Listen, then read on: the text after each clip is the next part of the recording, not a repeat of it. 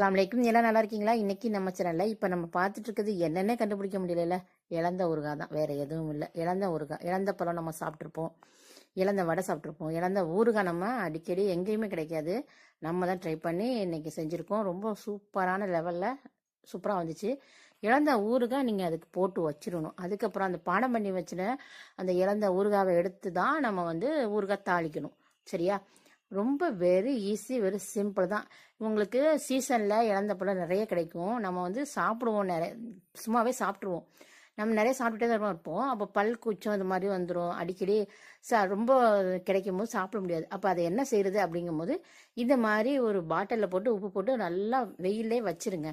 அது ஃபுல்லாக நல்லா ஊறுகாவாக நம்ம குலுக்கி வச்சுட்டிங்கன்னு வச்சிங்களேன், சூப்பராக ஊறுகாய் ஆகிடும். ஊறுகாய் ஆன பிறகு அதை எடுத்து நம்ம சூப்பராக தாளித்தோம்.